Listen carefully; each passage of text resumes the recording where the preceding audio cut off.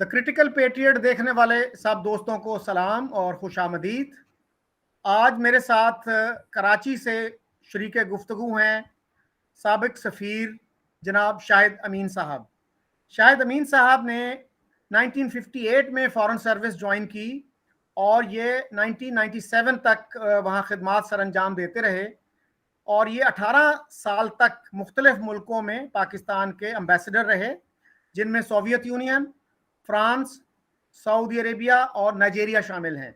शाहिद अमीन साहब जो हैं वो दिल्ली में पैदा हुए। शाहिद साहब, पिछले दिनों आपने एक प्रोग्राम में ये कहा कि प्राइम मिनिस्टर इमरान खान जिस तरह वजीर आजम नरेंद्र मोदी को ज़ाती किस्म की तनकीद का निशाना बनाते हैं, मसलन वो उन्हें फाशिस्ट करार देते हैं, वो मुनासिब नहीं है। तो सर, इस तरह का रवैया तो भुट्टो साहब का भी था। उन्होंने भी, आपको याद है कि ओरियाना फलाची को इंटरव्यू देते हुए वजीर आजम इंदिरा गांधी पर जाती किस्म की तनकीद की थी, जिसकी वजह से उनके लिए फिर कुछ प्रॉब्लम भी पैदा हुए। फिर वो उन्होंने सफ़ीरों को पीछे लगाया कि जाओ पता करो ओरियाना फलाची कहाँ है और उससे कहो कि इंटरव्यू में से वो चीज़ें निकाल दे। तो हमारे लीडर्स क्यों करते हैं इस तरह की गलतियां?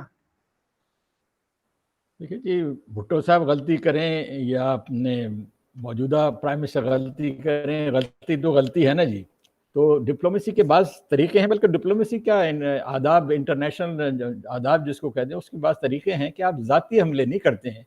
यकीनन अगर आप इंडिया को हम एक लिहाज से दुश्मन समझते हैं तो उस पर तो हमारी हमेशा काफ़ी शदीद तनकीद रहती है, उसको मजम्मत करते हैं और वाकई वो काबिल मजम्मत पॉलिसियाँ अख्तियार किए हुए इंडिया कश्मीर में क्या जुल्म हो रहा है, तो वो तो सही है। लेकिन ये कि हमेशा जिसको कहते हैं कि एक ज़ाती पहलू से दूर रहें तो बेहतर है, क्योंकि उससे फिर एक हम की ज़ाती अना जो है वो हर्ट होती है।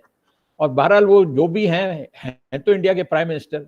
जब तक वो प्राइम मिनिस्टर है, अगर आप इंडिया से बात करना चाहते हैं तो उनको तो आप ऐसा तो नहीं करेंगे कि आप उनको बिल्कुल नाराज़ किया हुआ है ज़ाती तौर पे कि ये मुझे बुरा भला देते कहते हैं, गालियाँ देते हैं। तो इसलिए मेरे ख्याल में इसमें एहतियात की जाए तो ज़्यादा बेहतर है। लेकिन ये कि अगर भुट्टो साहब ने आप मिसाल दी, वो तब उन्होंने भी गलती की। और मेरे ख्याल में इमरान खान के साथ मैं ये भी कहूँगा कि उनकी बज़ाहिर दिली ख्वाहिश है कि इंडिया के साथ ताल्लुकात बेहतर हो जाएँ। तो इसलिए ये कॉन्ट्राडिक्शन इन टर्म हो गई ना जी, कि एक तरफ तो आपकी ख्वाहिश ये भी नज़र आती है कि ताल्लुकात बेहतर हो। अच्छा सर, आपने कश्मीर की बात की कि कश्मीर में बहुत जुल्म हो रहा है, तो किसी इंडियन से बात करें तो वो आपको बताएगा कि जी ये जो है सूरत हाल 1989 के बाद पैदा हुई, जब वहां पे मिलिटेंसी हुई और जिसमें पाकिस्तान ने भी हिस्सा डाला। लश्कर तैयबा जैसी जो तंजीमें थी, उनके लोग वहां जाके लड़ते रहे, वहां पे धमाके करते रहे। तो इस चीज को आप कैसे देखते हैं कि पाकिस्तान की जो पॉलिसी है ये कितनी इनलाइटेंड रही है कश्मीर के हवाले से? मेरे ख्याल में तो इंडिया का कश्मीर में शुरू से ही जुल्म जारी है। उसकी जो शिद्दत है वो कभी ज़्यादा हो जाती है, कभी कम हो जाती है। तो ये यकीनन ये बात सही है कि 1990 का जो अशरा था, उसमें कश्मीर में बड़े पैमाने पे मिलिटेंसी जिसको कहते हैं, यानी कि आर्म्ड स्ट्रगल वाली बात थी। और अब तो हक़ाइक़ यही नज़र आते हैं कि जब अफ़गानिस्तान में जिहाद ख़त्म हुआ और सोवियत यूनियन चली गई, तो ये बहुत सारे जिहादी जो कि अफ़गानिस्तान में एक्टिव थे, उन्होंने कश्मीर का रुख किया और इंडिया ने उसको कहा ये प्रॉक्सी वॉर है। हम कहते हैं कि कश्मीरी जो हमारे भाई और बहनों के पे जुल्म हो रहा है, उनके लिए हमदर्दी है, कुदरती हमदर्दी है। तो वो लोग उस सिलसिले में मेरे ख्याल में एक्टिव हुए थे। ये सही है कि उस पीरियड में बहुत बड़ी तादाद में कश्मीरी जो है शहीद हुए, मेरे ख्याल में 70,000 या कितनी तादाद है। लेकिन ये जुल्म का सिलसिला मैंने कहा मुस्तकिल जारी रहता है, कभी ज़्यादा हो जाता है, कभी कम हो जाता है। अब ये उन्होंने 2 साल पहले जो एक किस्म के आमराना इक़दाम उठाए, कश्मीर की खुसूसी हैसियत को ख़त्म कर दिया। वहाँ पे एक कानून था कि बाहर के लोग आन के वहाँ पे ज़मीन नहीं खरीद सकते, उसको भी हटा दिया। उससे कश्मीर में बड़ी सख्त इश्तिआल फैला और 1 साल तक तो कश्मीरियों को तकरीबन कैदी बना के रखा गया। उनके सारे जो उनके कम्युनिकेशन लिंक्स थे उनको रोका हुआ था। तो ये सिलसिला जारी है। अब इंडिया वाले अपने जो वर्जन कहें, लेकिन मेरे ख्याल में सच्चाई ये है कि थ्रू आउट इंडिया ने कश्मीरियों को बज़रिया शमशीर उनके ऊपर हुकूमत कर रहे हैं। کشمیری انڈیا سے بڑی سخت نفرت کرتے ہیں. وہاں کے ہوتے تھے گورنر جگموہن, وہ میرے خیال میں بعد میں تو بی جے پی میں شامل بھی ہو گئے. تو انہوں نے اپنی کتاب میں کہیں ذکر لکھا ہے کہ کشمیری انڈین سے اتنی نفرت کرتے ہیں کہ ہسپتال میں کوئی انڈین زخمی جائے تو ڈاکٹر علاج کرنے سے انکار کر دیتا ہے, ریسٹورانٹ میں کھانا کھانے جائے تو بیرا تھوک کر کے کھانا لاتا ہے. تو وہ خود یہ جگموہن کے الفاظ ہے اپنی کتاب میں. تو یہ تو اس میں تو کوئی شبہ نہیں کہ کشمیری انڈیا کے جو قبضہ ہے وہاں وہ اس کے سخت مخالف ہیں اور اپنے طور پہ جدوجہد کرتے رہتے ہیں. اس میں بعض اوقات ملیٹنسی کا پہلو آ جاتا ہے, بعض اوقات پرامن رہتا ہے. تو یہ ایک قدرتی عمل ہے ان کا, کشمیریوں کا جو ریئیکشن ہے قدرتی عمل ہے. کبھی کبھی اس میں انتہا پسندی شامل ہوتی ہے, اس پہ انڈیا شور مچاتا ہے کہ جو ٹیررزم ہو رہا ہے اور کراس بارڈر ہو رہا ہے, لیکن اصل وجوہات تو انہی کی اپنی, ورنہ انہوں نے بارڈر پہ اتنی زبردست اپنی فینسنگ کی ہوئی ہے کہ اس فینسنگ کو کراس کر کے آدمی جائے گا کیسے. تو یہ ساری باتیں جو ہے میرے خیال میں صرف پروپیگنڈا ہے کہ پاکستان ملوث ہے. اصل چیز یہ ہے کہ کشمیری نہیں چاہتے کہ انڈیا کی حکومت ہو. کشمیر کے ایشو پر سر کرنل سکندر خان بلوچ نے 2013 میں نوائے وقت میں ایک بڑا ریویلنگ آرٹیکل لکھا اور مجھے حیرت تھی کہ نوائے وقت نے وہ آرٹیکل پبلش کر دیا, جس میں انہوں نے یہ کہا کہ ہم نے کشمیر پہ بہت غلطیاں کی, بلکہ پورا کیس مس ہینڈل کیا. اور سب سے پہلے تو ہم نے جو ٹرائبل انویژن کروایا وہ بہت بڑی غلطی تھی, جس کی وجہ سے کشمیر کا الحاق ہوا انڈیا کے ساتھ. اس کے بعد ہم نے ان کی سپلائیز روکنے کی کوشش کی, بلکہ روک دیں وہ سپلائیز جن پہ ان کی ڈیپینڈنس تھی اور جن کی پیمنٹ بھی ہو چکی تھی. یعنی اس وقت جب ہمیں کشمیریوں کا دل جیتنے کی ضرورت تھی, ہم نے انہوں بھوکے مارنے کی کوشش کی. تو اس طرح کی جو غلطیاں ہوئیں, پھر سر جوناگڑھ کی ایکسیشن قبول کی گئی. آپ نے خود اپنی کتاب میں لکھا کہ جوناگڑھ کی ایکسیشن قبول کرنا پاکستان کی بہت بڑی غلطی تھی, اس سے کشمیر پر پاکستان کا کیس ایروڈ ہوا. ان چیزوں کو آپ کیسے دیکھتے ہیں اور کیوں پاکستانیوں کو یہ باتیں نہیں بتائی جاتی؟ ہمارے یہاں بھی اصل میں مسئلہ یہ ہے کہ ایک قسم کا پروپیگنڈسٹ اپروچ رہتی ہے ہمیشہ. اس میں جو ایک قسم کی حقیقت پسندانہ رویہ ہے وہ اکثر غیر حاضر ہوتا ہے. اگر کوئی تلخ بات سامنے لائے تو اسے لوگ ناراض ہوتے ہیں, بجائے اس کے کہ یہ ایڈمٹ کریں کہ بھائی اس نے, جیسے ڈاکٹر آپ کی ایک بیماری کی تشخیص کرتا ہے تو ڈاکٹر سے ناراض ہونے سے کوئی فائدہ نہیں ہے. وہ تو آپ کی مدد کر رہا ہے کہ بتا رہا ہے کہ آپ کو کیا بیماری ہے. لیکن ہمارے یہاں اس قسم کا بدقسمتی سے ایٹیٹیوڈ رہا ہے. لیکن آپ کی بات صحیح ہے, میں نے اپنی کتاب میں لکھا ہے کہ جوناگڑھ کا الحاق ایکسیپٹ کرنا جو تھا ایک غلطی تھی, کیونکہ پارٹیشن فارمولا بالکل کلیئر تھا. اور اس پارٹیشن فارمولے میں یہ تھا کہ اکثریت اس ریاست کی اور اس کا کنٹیگوٹی یعنی جڑا ہوا ہے, یعنی اس بنیاد کے اوپر اسٹیٹ کی ایکسیشن ہوگی. اب جوناگڑھ پاکستان سے نہ جڑا ہوا تھا, نہ وہاں پہ اکثریت مسلمانوں کی تھی, ہم نے پھر بھی ان کا ایکسیشن تسلیم کر لیا. اس سے جو ہمارا بہت زیادہ اہم, جوناگڑھ ہمارے لیے وہ اہمیت نہیں رکھتا جو کشمیر رکھتا ہے, اور کشمیر کو آپ نے اصولاً ایک لحاظ سے نقصان پہنچا دیا کہ انڈیا بھی کہے گا کہ جی آپ نے تو جوناگڑھ کے اندر یہ اکثریت کے فارمولے کو اور کنٹیگوٹی کے فارمولے کو نظر انداز کر دیا تھا, تو پھر آپ انڈیا نے اگر ایسا کیا تو انڈیا تو کنٹیگوس تو ہے لیکن آبادی کے لحاظ سے ہم کہیں کہ وہاں پہ غیر مسلم جو ہے ان کی اقلیت ہے. تو گویا کہ آپ کو ایک ہی جیسے سٹینڈرڈ رکھنے چاہیے انڈیا کو بھی اور پاکستان کو. اس میں میں نے کتاب میں یہ بھی لکھا ہے کہ انڈیا نے جوناگڑھ کے کیس میں تو کہا کہ وہ اکثریت اور کنٹیگوٹی کا پرنسپل جوناگڑھ کو انڈیا سے ملاتا ہے, تو دا سیم پرنسپل انڈیا کو مانے کرتا ہے کشمیر پہ قبضہ کرنے سے. تو انڈیا کے بھی ڈبل سٹینڈرڈز رہے, اور ان کیس آف جوناگڑھ میرے خیال میں ہم نے غلطی کی, کیونکہ جوناگڑھ کی اتنی اہمیت نہیں تھی. Kashmir was for more important to us than Junagadh. اچھا, باقی یہ جو آپ کا ہے کہ وہ شروع میں ٹرائبل ایریا میں کیوں گئے تھے, یہ صحیح ہے کہ وہ میرے خیال میں وقت کے ساتھ انڈیا کو ایک جواز مل گیا کہ جی ایک وہاں پہ فورن انویژن ہو رہی ہے, لوگوں کو پروٹیکٹ کرنے کے لیے ہم جا رہے ہیں. اور in fact that also force the hand of the Maharaja. اس وقت تک مہاراجا کا ایٹیٹیوڈ میرے خیال میں تھا کہ وہ انڈیپینڈنس کے فکر میں تھے بجائے انڈیا میں شامل ہونے کے. تو اس لیے اور پھر ہمارے ٹریولز نے دیکھیے غلطی کی کہ بجائے جا کے کہ سیدھا سری نگر پہنچ کے سری نگر ایئرپورٹ پہ یعنی اسٹریٹجک مقام پہ قبضہ کرتے، وہ ادھر ادھر کہیں لوٹ مار میں بھی لگ گئے، تو ان کو دے ور ناٹ پراپرلی گائیڈڈ. تو اس لحاظ سے میں کہوں گا کہ ٹرائبل جو انکرشن تھا وہ اسٹریٹجیکلی صحیح نہیں تھا. اس میں یقیناً ہمدردی کی بات تو ٹھیک تھی کہ وہ کشمیر میں مظالم ہو رہے تھے، قتل و عام ہو رہا تھا، اور ہمارے ہاں بڑا اس پہ ناراضگی تھی، اور ہمارے ٹرائبل جو تھے ان میں ظاہر اسلامی جذبہ بھی زیادہ ہے اور کنٹیگوس بھی تھے اس علاقے سے، اس لیے ان کا ایک جواز تو بنتا تھا ان کا اندر جانے کا، لیکن یہ کہ ہسٹوریکلی اس سے ہمیں نقصان زیادہ ہوا، فائدہ کم ہوا. اچھا سر، صرف انہوں نے یہ نہیں تھا کہ انکرشن کی، ہمدردی میں کی، وہاں تو سر انہوں نے لوٹ مار کا وہ بازار گرم کیا. سکندر خان بلوچ جیسا بندہ یہ لکھتا ہے کہ انہوں نے نہ ہندو دیکھا، نہ سکھ دیکھا، نہ مسلمان دیکھا، سب کی لوٹ مار کی. بارہمولہ میں کون سا ظلم ہے انہوں نے جو نہیں کیا؟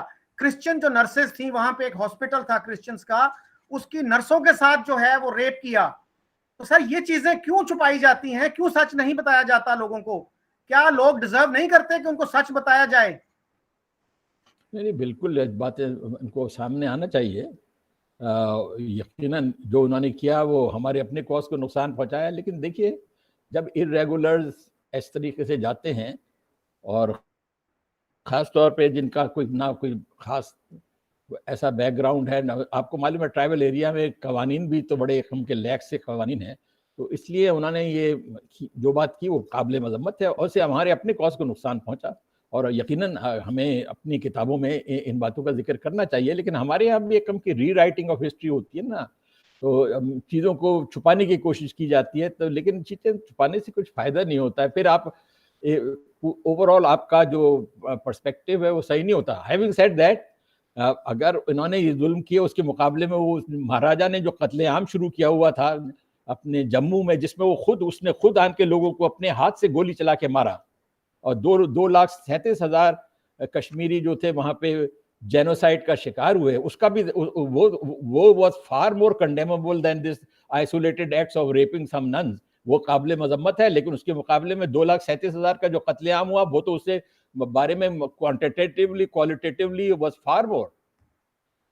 اچھا سر، یہ تو یہاں سے پھر وہ کہتے ہیں جی کہ پنجاب میں جو فسادات شروع ہوئے، جو راولپنڈی میں فسادات شروع ہوئے، وہ بھی نہیں ہمیں بتایا جاتا. مارچ میں شروع ہو گئے تھے، اور ایک بہت ہی بھیانک واقعہ کہوٹا میں ہوا تھا، اور کہوٹا میں خود وائس رائے جو تھے ماؤنٹ بیٹن وہ بھی وہاں پہ آئے، and he was horrified to see the scenes of destruction.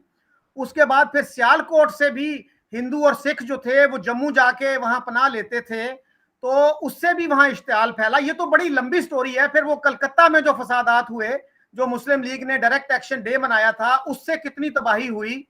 تو سر بات یہ ہے، ان سب باتوں کے باوجود سردار شوکت حیات نے یہ لکھا ہے کہ سردار پٹیل نے یہ آفر کی نومبر 1947 میں، یہ اکتوبر میں حملہ ہو چکا تھا ٹرائبل انویژن.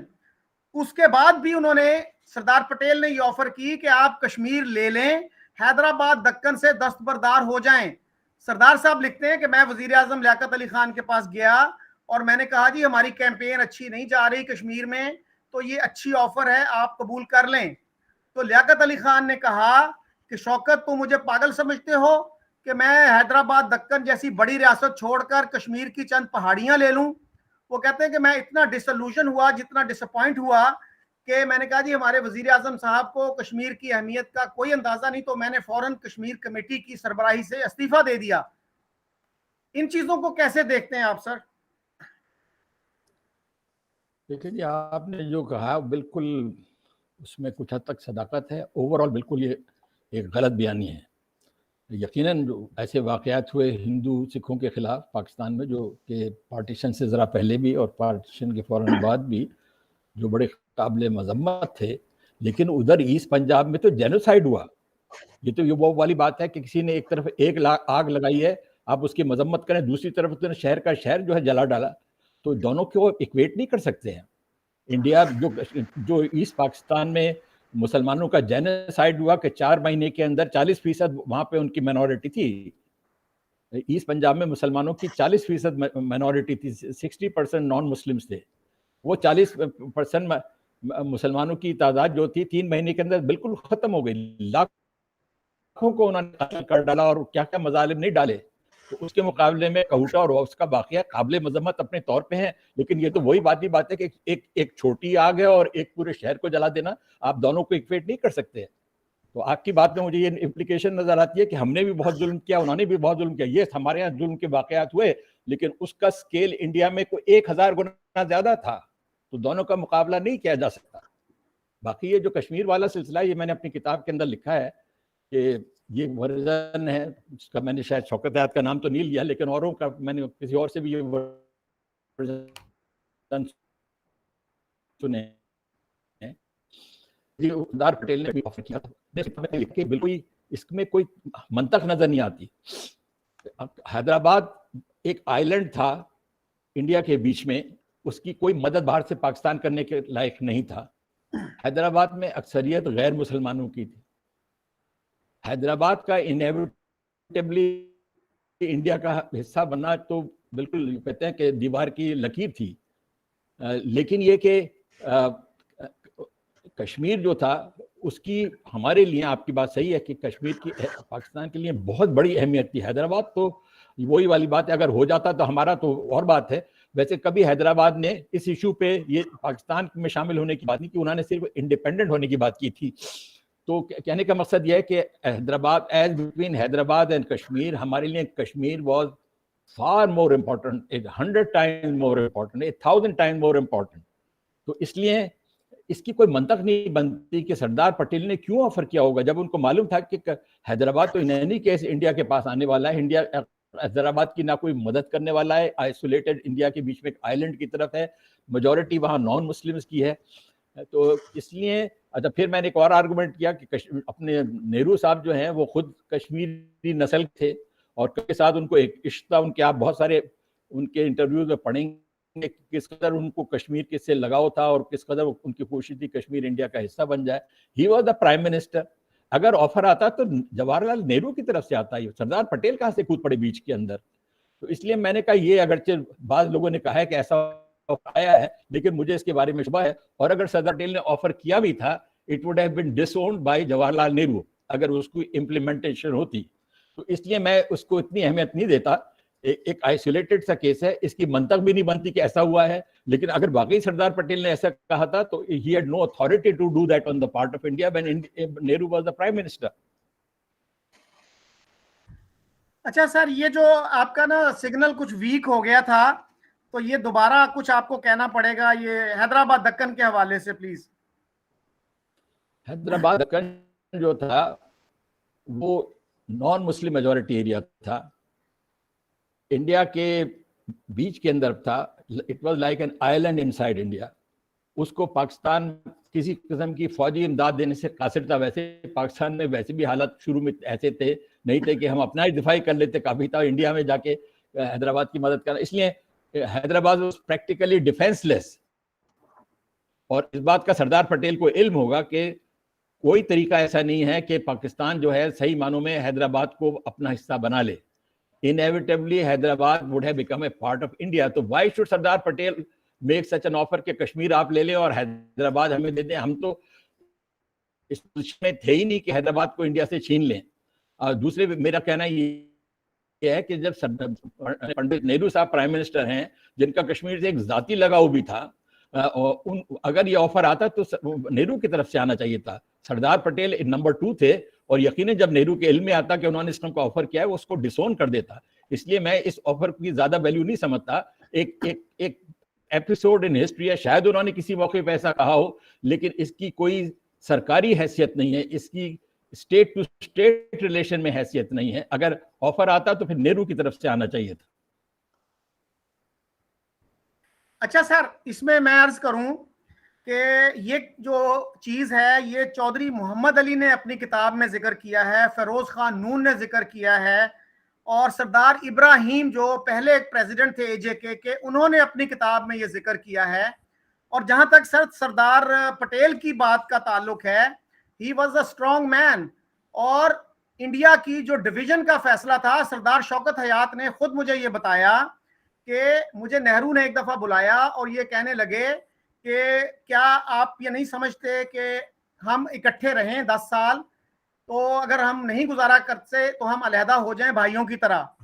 تو میں نے کہتا جی یہ بات جو ہے وہ قائد اعظم محمد علی جناح سے کی. انہوں نے کہا اچھا کل ہماری ورکنگ کمیٹی کا اجلاس ہے, آپ یہ بات رکھنا, میں آپ کو سپورٹ کروں گا. اس پہ کہتا جی میں نے یہ گفتگو شروع کی تو مولانا حسرت موہانی کھڑے ہو گئے کہ یہ لونڈا کیا بکواس کر رہا ہے. اس پہ قائد اعظم نے کہا شٹ اپ مولانا, وہ بیٹھ گئے اور مسلم لیگ نے وہ قرارداد منظور کر لی, اگرچہ اس قرارداد کے آخر میں یہ بھی کہا گیا کہ پاکستان ریمینز اور ان آلٹریبل گول, لیکن کیبنٹ مشن پلان کو ایکسپٹ کر لیا. تو سردار شوکت کہتے ہیں جی کہ میں بڑا خوشی خوشی پنڈت نہرو کے پاس گیا اور میں نے ان سے کہا پنڈت جی مبارک ہو, مسلم لیگ مان گئی. تو پنڈت جی جو ہے وہ خوش نہیں ہوئے, بڑے ڈپریس سے تھے, کہنے لگے Shaukat it is too late now. تو میں نے کہا جی کیا ہوا؟ کہنے لگے پٹیل نہیں مانتا. تو میں نے پوچھا پٹیل کا آرگیومنٹ کیا ہے؟ تو انہوں نے کہا جی پٹیل کا آرگیومنٹ یہ ہے کہ جسم کے اگر ایک حصے کو گینگرین ہو جائے تو اسے کاٹ پھینکنا ہی بہتر ہوتا ہے. تو مسلمانوں میں علیحدگی کا جو جراثیم بہت پھیل چکے ہیں اور یہ ہمیں کام نہیں کرنے دیں گے اگر ہم ان کو زبردستی ساتھ رکھیں گے. تو سردار پٹیل تو اتنے پاورفل آدمی تھے, he prevailed on Gandhi and Nehru to have the division of India. تو سر اگر اتنی اچھی آفر تھی, مسلم لیگ کے پاس تو سنہری موقع تھا کہ آپ you should have called the bluff, اور پھر انڈیا کے اندر اختلاف پیدا ہو جاتا, نہرو ایک طرف ہوتے, پٹیل ایک طرف ہوتے. آپ نے تو سر اتنی اچھی آفر کو اتنے لوگوں کے کہنے کے باوجود, سردار ابراہیم کہتے ہیں میں نے لیاقت علی خان کو کہا کہ یہ فوراً قبول کر لیں آپ. تو سر اس کو اس طرح تو ڈسمس نہیں کیا جا سکتا سر. اور انڈین سائیڈ پہ بھی سر سیف الدین سوز نے یہ بات لکھی ہے. جی آپ کی بات یہ ہے کہ سردار پٹیل نے یہ آفر کیا, آپ غالباً آپ کی بات صحیح ہے, کئی لوگوں نے اس بات کی تصدیق کی ہے. دیکھیے میری ایک اور کتاب ہے, شاید آپ کی نظر سے نہیں گزری, اس کا نام ہے اے کنسائز ہسٹری آف پاکستان. اس کے اندر اس کا پورا کافی تفصیل سے اس ایشو کو ڈسکس کیا گیا ہے. مسلمان تقسیم ہند نہیں چاہتے تھے, یہ بھی آرگومنٹ پاکستان میں لوگ بھول جاتے ہیں. برے صغیر کے مسلمان تقسیم ہند نہیں چاہتے تھے. سر سید سے لے کے جناح تک 1940 تک کسی نے نہیں کہا کہ انڈیا کو تقسیم کریں. کیونکہ انڈیا کی تقسیم was not a perfect solution.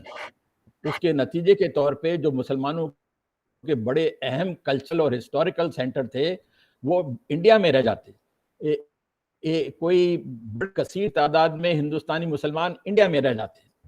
تو اس لیے یہ سلوشن جو تھا سر سید سے لے کے 1940 تک کسی مسلمان لیڈر نے ایکسیپٹ نہیں کیا. فائنلی 1940 میں کیوں ایکسیپٹ کیا؟ کیونکہ 19 جو مذاکرات ہوئے ہندو مسلمان سیٹلمنٹ کے لیے کہ کانسٹیٹیوشن کے بارے میں ایک اتحاد ہو جائے, یہ مذاکرات خاص طور پہ 1927 سے لے کے 1933 تک 6 سال تک لگاتار ہوئے. اس میں ڈیلی مسلم پروپوزل شامل ہیں, نہرو رپورٹ شامل ہے, 3 راؤنڈ ٹیبل کانفرنسز شامل ہیں. ان سب میں ہندو میجورٹی نے اتنا انتہا پسند رویہ اختیار کیا. مسلمانوں کا بنیادی مطالبہ کیا تھا؟ ہم 1/3 آبادی ہیں, ہمیں 1/3 ریپرزنٹیشن دے دو. وہ چیز نہیں مان کے دیتے تھے وہ. تو گویا کہ جب سارے کے سارا کانسٹیٹیوشنل ٹاکس ناکام ہو گئی تو ایک جذبہ ہوا جو قائد اعظم کا مشہور سینٹنس ہے, جب اپنے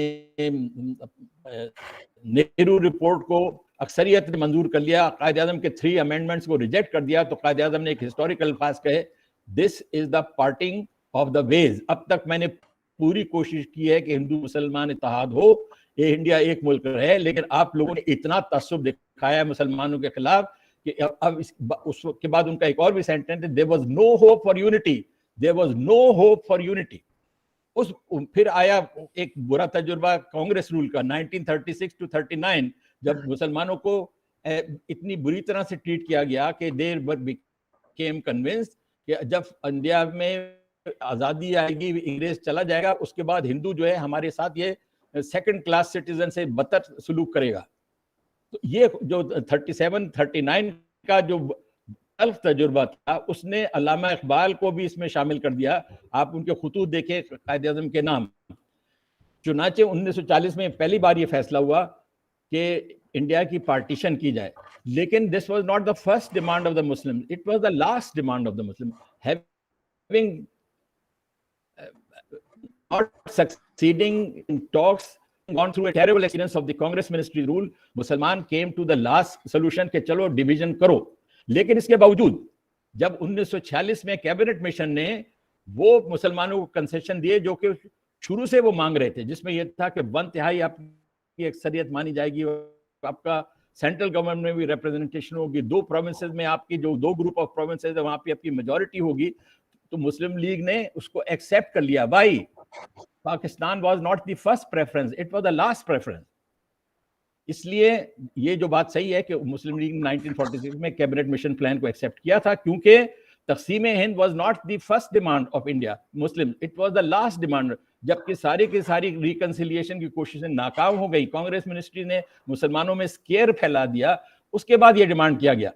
تو یہ ساری بات جو ہے اس کو دیکھتے ہوئے ایک یہ الگ تاریخ ہے. سردار پٹیل کی بات میں آلریڈی کر چکا ہوں. یقیناً سردار پٹیل کی ایک اسٹرانگ پرسنالٹی تھی, ان کا ایک تھا, لیکن سردار پٹیل نے خود یہ کہا کہ یہ جو ہے انٹرم گورنمنٹ کا تجربہ ہے بالکل ناکام ہو گیا ہے. مسلمان افسر جو ہیں کوئی ہماری بات نہیں مانتے ہیں, وہ بالکل اپنی الگ جا رہے ہیں. اس سے بہتر یہ ہے کہ لیٹ دیر بی 2 اسٹیٹس, اس سے بہتر یہ ہے کہ ہم مسلمانوں کا مطالبہ مان لیں اور پاکستان بننے دیں. یہ ساری چیزیں آپ اگر کو موقع ملے تو میری کتاب ہے کنسائز ہسٹری آف پاکستان, اس میں سارا اس کا ذکر کیا گیا ہے.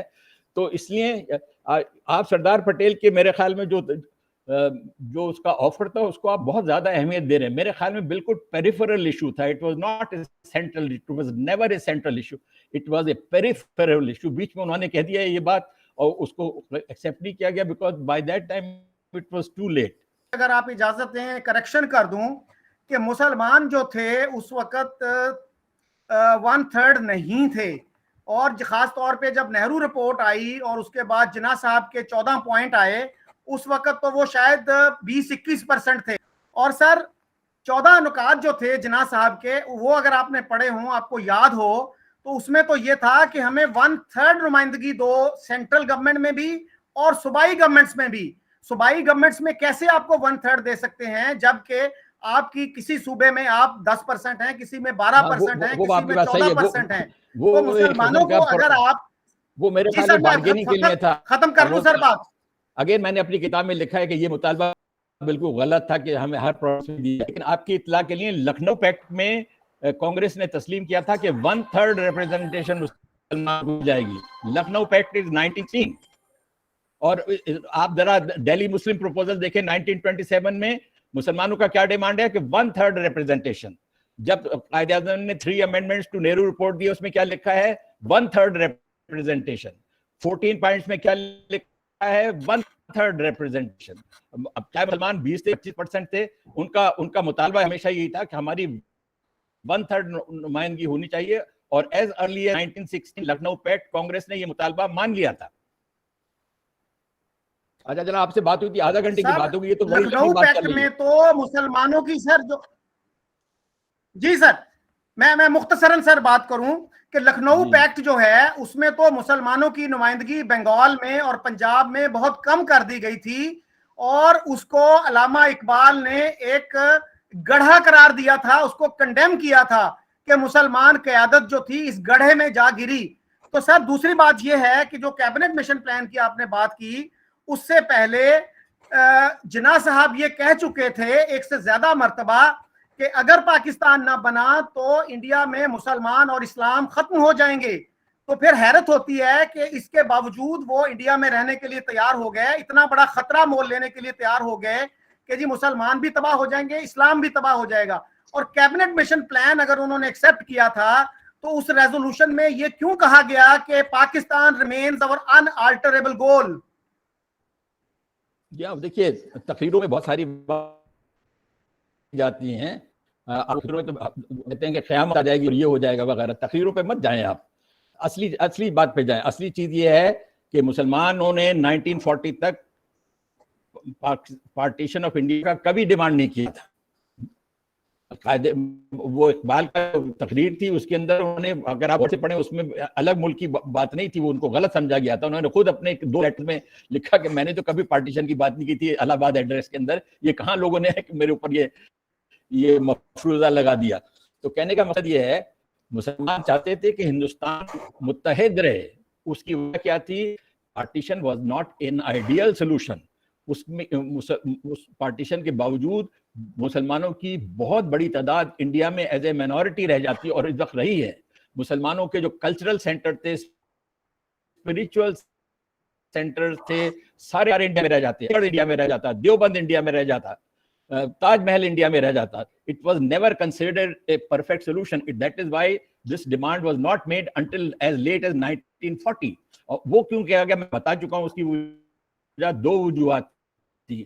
کانسٹیٹیوشنل ٹاکس 1907 سے لے کے 1936 بڑی کوشش کی گئی, 6 سال, ساری ٹاکس فیل ہو گئی. پھر سب سے بڑا اسکیئر آیا 1937-39 کانگریس منسٹری رول میں, جس پہ مسلمانوں کو یہ خیال ہوا یہ تو ہم کو بالکل برباد کر دیں گے, ہم کو سیکنڈ ریٹ سٹیزن بنا دیں گے, جو اس وقت مودی کر رہا ہے.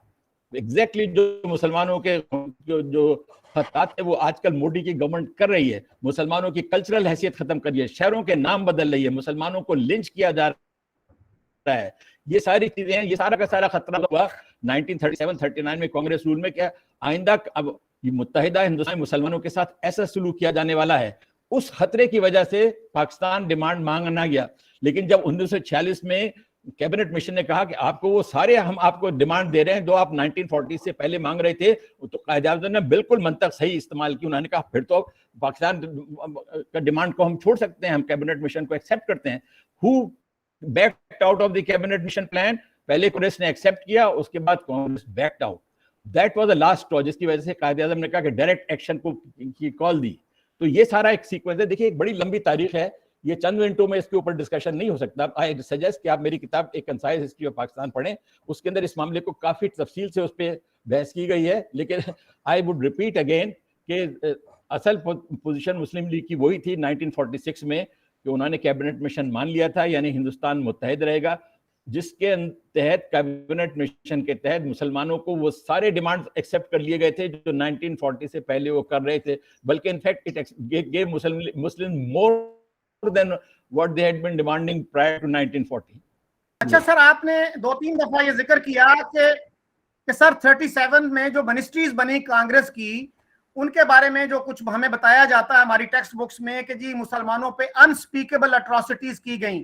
اور یہ بھی سر آپ کو پتا ہوگا کہ اس وقت کانگریس نے یہ کہا تھا کہ اگر مسلم لیگ کا یہ پروپیگنڈا درست ہے تو ہم چیف جسٹس آف انڈیا سے اس کی وہ کروا لیتے ہیں انویسٹیگیشن. تو اس پہ مسلم لیگ کیوں نہیں مانی اگر اتنا ظلم و ستم ہوا تھا مسلمانوں پہ؟ اور پھر جب جناح صاحب نے ڈے آف ڈیلیورنس منایا, خود مسلم لیگ کے جو لیڈرز تھے, کچھ اصفہانی صاحب, صدیقی صاحب, انہوں نے جناح صاحب پہ کرٹیسائز کیا کہ آپ نے یوں اس طرح سے کیوں کیا. یہ دیکھیے پیرپور رپورٹ پہ ساری تحقیقات کی گئی تھیں. اس کے علاوہ فضل الحق رپورٹ تھی, اس نے بھی تحقیقات کی تھی کہ یہ الزامات صحیح ہیں. میں آپ کو 5 چیزیں آئیڈینٹیفائی کرتا ہوں, بلکہ جس کو میں کہتا ہوں, میں خود Pakistan studies as a subject پڑھاتا ہوں یونیورسٹی میں. 5 ایسی چیزیں تھیں جس کے بارے میں کسی کو کوئی دوسری رائے نہیں ہو سکتی. یہ تو اس پہ تو آپ رائے رکھ سکتے ہیں کہ مسلمانوں کے ساتھ مارا گیا یا ظلم کیا گیا, یعنی کیا اس پہ تو آپ کہہ سکتے ہیں. لیکن 5 ایسی چیزیں ہیں جس کے بارے میں کوئی اختلاف رائے نہیں ہے. نمبر 1, کانگریس منسٹریز نے کانگریس فلیگ کو انڈیا کا فلیگ بنا دیا. Number 2, Hindi would became the national and official language of India. Number 3, Bande Mataram became the national anthem of India. Cow slaughter was banned. اور اپنا جو واردا رپورٹ تھی اس کے مطابق history was being rewritten. مسلمان فگرز کو villain بنایا گیا, ہندو فگرز کو ہیرو بنایا گیا. فائنلی ودیا مندر اسکیم, جس کے تحت مسلمان اسٹوڈنٹس ہوتے کلاس میں گاندھی کے سامنے they had to Bahu and تعلیم کے خلاف ہے. یہ سارے انکانٹروورٹیبل حقائق ہیں کہ کانگریس منسٹریز رول میں مسلمانوں کے ساتھ یہ والا برتاؤ کیا گیا. اور جب مسلمانوں نے شروع میں کوalition کی بات کی یو پی میں, تو انہوں نے کہا کوalition اس شرط پہ ہوگی کہ Muslim League party will become a part of the Congress اور ہمارا حکم مانے گی, تب ہم آپ کو کوalition دیں گے. कांग्रेस ने और मुल्कों और सूबों में भी कोalition बनाई थी, बॉम्बे में बनाई थी, आसाम में बनाई थी, वहां कहीं ऐसी कंडीशन नहीं लगाई थी। तो कांग्रेस का attitude was dictatorial during the 19 Congress rule period. Congress attitude was dictatorial. Muslims were very badly treated and they got the scare of their life. And आपने नोटिस किया होगा नवंबर 1939 में कांग्रेस मिनिस्ट्री रूल खत्म हुआ है, 4 महीने बाद लाहौर रेजोल्यूशन पास हुआ. आप देखिए उनकी जरा उनका 4 महीने का वक्फा था, यानी कि कांग्रेस मिनिस्ट्री का रूल खत्म नहीं हुआ कि मुसलमानों ने हिस्टोरिक फैसला किया लाहौर में कि we must have division and A separate Muslim independent state. ठीक है जनाब, मेरे ख्याल में बहुत लंबी गुफ्तगू हो गई. ये अच्छा गुफ्तगू जो है दिनों चल सकती है, अगर आप कहेंगे दिनों चलते रहे, लेकिन आप मैं देखिए मैं आपसे ये जरूर कहूंगा आपका स्टैंड जो है बड़ा कुछ मुझे प्रो कांग्रेस की तरफ नजर आ रहा है. आपने अब तक जितने सवाल किए हैं उसमें हर चीज में कुछ एंटी मुस्लिम लीग और कुछ प्रो कांग्रेस एक स्टांस नजर आ रहा है. तो मैं इससे इत्तेफाक नहीं करता, बावजूद इसके कि I am one of those who greatly believe कि इंडिया पाकिस्तान में दोस्ती होनी चाहिए, लेकिन मैं हिस्टोरिकल रिकॉल पे आपके साथ इत्तेफाक नहीं करूंगा. आपका मुस्तकिल एक प्रो कांग्रेस आपका टिल्ट चल रहा है और एंटी मुस्लिम लीग चल रहा है उसमें. अच्छा सर, आज इंटरेस्टिंगली आज हमें कांग्रेस अच्छी लगना शुरू हो गई है. अगरचे जिन्ना साहब ने ये कहा था ये फाशिस्ट ऑर्गेनाइजेशन है और ये मुसलमानों को क्रश करना चाहती है. आज हमारे प्राइम मिनिस्टर भी कहते हैं, फॉरेन मिनिस्टर भी कहते हैं कि ये इंडिया गांधी का इंडिया नहीं है, नेहरू का इंडिया नहीं है, कांग्रेस का इंडिया नहीं है. तो ये अचानक कांग्रेस अच्छी कैसे हो गई है सर? वो कहते हैं ना कि कांग्रेस बैड थी लेकिन बीजेपी इज वर्स. नहीं देखिए, मैं आपको बताऊं, कांग्रेस बैड थी और बीजेपी इज वर्स.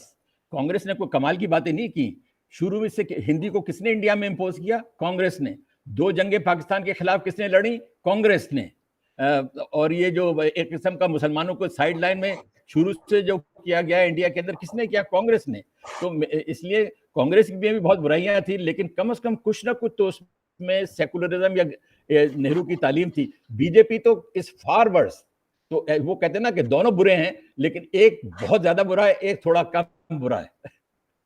तो मुस्लिम लीग सर, मुस्लिम लीग सर अच्छाइयों का मजमूआ थी सर. सर मुस्लिम लीग ने कोई कभी गलत काम नहीं किया, उसने सब अच्छे काम किए. जो बहुत सारे गलत काम किया, हर पार्टी गलत काम करती है सर. क्या मुस्लिम लीग ने क्या गलत काम किया सर? गलतियां की, लेकिन क्या गलतियां की सर मुस्लिम लीग का स्टांस पाकिस्तान के लिए था, वो सही था सर. जो उन्होंने कलकत्ता में फसादात करवाए वो सही थे क्या? मेरे ख्याल में जो डायरेक्ट एक्शन की कॉल थी जिसके नतीजे में बड़ी खून खराबा हुआ, मेरे ख्याल में वो सही नहीं थी, उसको नहीं कराना चाहिए था. अच्छा sir, air marshal Asghar Khan ने, कोई पार्टी परफेक्ट नहीं होती sir. Air marshal Asghar Khan ने कहा है कि जितनी भी जंगें हुई उनका आगाज पाकिस्तान की तरफ से हुआ. उसको कैसे देखते हैं आप? ये उनकी राय है. देखिए, कश्मीर में जो पहली जंग हुई है उसकी वजह ये थी कि एक बहुत बड़ा जुल्म किया गया कि कश्मीर को इंडिया का हिस्सा बना लिया गया. एक बहुत बड़ा जुल्म किया गया. कितने 40 लाख आवाम थे या 4 मिलियन जितनी भी आबादी थी उनके साथ. उसके नतीजे के तौर में फाइटिंग हुई. 1965 में भी यही था कि because India was refusing to accept UN resolution, UN security resolution बार थे कि वहां पे प्लेबिसिट होना चाहिए. इंडिया प्लेबिसिट कराने के लिए तैयार नहीं था. कश्मीरियों पे जुल्म अलग कर रहा था. अपने जो फेवरेट लीडर थे शेख अब्दुल्ला, उनको 10 साल तक जेल में डाला रखा. नेहरू के जो फेवरेट लीडर थे उनको 10 साल जेल में डाला रखा. तो इसलिए एक फ्रस्ट्रेशन के अंदर 1965, और आई एग्री कि पाकिस्तान प्रोवोक्ड द वॉर, लेकिन ये the provocation came because of the frustration which was developing. 71 एक बिल्कुल अलग केस है. 71 में एक इंटरनल इशू था, उसको इंडिया ने इंटरनेशनलाइज कर दिया. Internal issue of Pakistan. तो फिर इंडिया ने, आपको याद है सुब्रमण्यम स्वामी ने क्या कहा था मार्च 1971 में? This is a golden opportunity which comes once in A century. India must immediately recognise the Bangladeshi rebels. तो उन्होंने इंटरवेंशन राइट फ्रॉम मार्च 1971 शुरू कर दी थी. लेकिन ये सारी चीजें बड़ी तफसील की हैं, हर एक रिक्वायर्स डिस्कशन बाय इटसेल्फ. 2-4 जुमलों में बात नहीं हो सकती. जी सर, आपने कहा सर कि एयर मार्शल असगर खान की ये राय है. सर आपकी भी तो फिर राय है ना. This is one opinion against the other. हर एक की अपनी राय है ना, लेकिन राय के पीछे कोई लॉजिक होनी चाहिए ना जी. राय के पीछे कुछ लॉजिक भी तो होनी चाहिए. एक तो ख्याली राय होती है और एक राय के पीछे कुछ लॉजिक होती है. सर आपने ये बात की कि फ्रस्ट्रेशन में ये हुआ. सर जो यूएन का रेजोल्यूशन है, सबसे मशहूर रेजोल्यूशन 1948 अप्रैल में जो हुआ, रेजोल्यूशन नंबर 47, उसमें तो ये कहा गया था कि Pakistan will withdraw it's troops and all those who are not normally resident of Kashmir. तो वो तो पाकिस्तान ने विथड्रॉ नहीं किया। और तो इंडिया उसके बाद सर जो है रेजोल्यूशन में India will also withdraw accepting keeping India was peace keeping force, India will also withdraw. आपने पाकिस्तान का हिस्सा तो जिक्र किया, इंडिया का आपने जिक्र नहीं किया। उस रेजोल्यूशन ने ये भी है कि पाकिस्तान ने पहले करना था, उसके बाद इंडिया ने करना था। आपने वो क्रिस्टीन फेयर का वो क्लिप देखा होगा जिसमें एक पाकिस्तानी ने जाके उनसे यही बात की थी और क्रिस्टीन फेयर ने यही कहा था कि पाकिस्तानी यूएन रेजोल्यूशंस का जिक्र तो करते हैं, पढ़ने का तरद्दुद नहीं करते। तो सर पाकिस्तान ने भी उसको नहीं किया, फिर इंडिया ने भी नहीं किया। जी सर, एक मैं क्विकली एक और क्वेश्चन पूछ लूं। ये बात सही है कि पाकिस्तान ने विड्रॉ नहीं किया, लेकिन हमारी एक्सपेक्टेशन थी कि इंडिया की विड्रॉल, पाकिस्तान की विड्रॉल साइमल्टेनियस होगी। और फिर आपको याद है उसके बाद सिक्योरिटी काउंसिल ने बहुत सारे रेजोल्यूशन पास किए। किसी एक इल्जाम में पाकिस्तान को, किसी एक रेजोल्यूशन में पाकिस्तान पे इल्जाम नहीं डाला कि उसने 1948 का रेजोल्यूशन उस पर अमल नहीं किया है। किसी एक यूएन सिक्योरिटी रेजोल्यूशन में बिटवीन 1942 48 टू 57 पाकिस्तान पे इल्जाम नहीं डाला कि आपने रेजोल्यूशन को पे अमल नहीं किया है। हर रेजोल्यूशन में क्या कहा गया? प्लेबिसिट करो। और प्लेबिसिट को कौन रोक रहा था? इंडिया। तो इसलिए आप दोनों को इक्वेट नहीं कर सकते। इंडिया ने एक एनॉर्मस इनजस्टिस किया है कश्मीर में, पाकिस्तान की तरफ से गलतियां हुई हैं, ट्राइबल इंसर्शन वाली गलती, यहां से उस रेजोल्यूशन में फोर्सेस को तो ना विड्रॉ करना वाज गलती, लेकिन हमारी छोटी गलतियां थी, इंडिया की एनॉर्मस गलती थी। वो क्या गलती थी? यूनाइटेड नेशन के प्लेबिसिट के रेजोल्यूशन को जो इंडिया ने एक्सेप्ट भी कर लिया था, प्लेज किया था कि इनके ऊपर अमल किया जाएगा, उन पर अमल नहीं किया गया। सबसे बड़ी ये बात है कि इंडिया ने कश्मीर के अवाम के ऊपर गासबाना कब्जा किया हुआ है, जुल्म कर रहा है, हर किस्म की एट्रोसिटीज है। तो आप पाकिस्तान के छोटे गुनाह को इंडिया के बड़े गुनाह से मुआवजा मत करें कि दोनों ने गुनाह किया। नहीं, पाकिस्तान की तरफ से छोटा गुनाह किया गया है, इंडिया की तरफ से 100 गुना बड़ा गुनाह किया गया है। Please do not equate them. Like आपने कहुटा को ईस्ट पंजाब के जेनोसाइड से इक्वेट कर दिया। कहुटा का एक छोटा वाकया था, ईस्ट पंजाब का एक बड़ा मेजर वाकया था। आपकी अप्रोच मेरे ख्याल में फेयर अप्रोच नहीं है। सर आप इस तरह से कह रहे हैं कि हमने अगर आपके 10 लोग मारे तो आपने हमारे 20 क्यों मारे? आपने 10, तो सर ये जो 10 लोग आप शुरू में मारते हैं ना, उससे सर हालात खराब होते हैं। नहीं जनाब, उन्होंने, हमने 10 मारे। सर आपने शुरू क्यों किया? आपको पता नहीं था कि आप कितने वल्नरेबल हैं? सर आपने शुरू क्यों किया जब आपको पता था कि आप वल्नरेबल हैं? Why did you start? I'm myself a partition product. I knew the horrors which were happening in India. When I was a young boy, Garhmukteshwar में मुसलमानों का कत्लेआम हुआ, बिहार में मुसलमानों का कत्लेआम हुआ, कितने मुसलमानों के कत्लेआम हुए, जरा उस जमाने की तारीख तो आप देखें। तो पंजाब में जो कुछ हुआ है वो उसका इट इज ए जेनोसाइड। आप जेनोसाइड को कहुटा के इंसिडेंट से उसका मुआवजा नहीं कर सकते। ये बिल्कुल टोटल लैक ऑफ बैलेंस है। एक वाक़ये को आपने पकड़ के कहा कि आपने भी तो जुल्म किया। भाई हमने जुल्म जरूर किया, लेकिन वो बहुत छोटा जुल्म था compare to the genocide in east. अच्छा भाई साहब, मेरे ख्याल में अब बात खत्म करते हुए, तो मेरे साथ और भी कोई बैठे हुए हैं तो कहते हैं कि अब डिस्कशन खत्म कर जानिए। ठीक है जनाब, तो बहुत खुशी हुई आपसे बात करके। फिर इंशाल्लाह मौका मिला तो बात करेंगे। और हैं अगर आप इजाजत दें। ठीक है,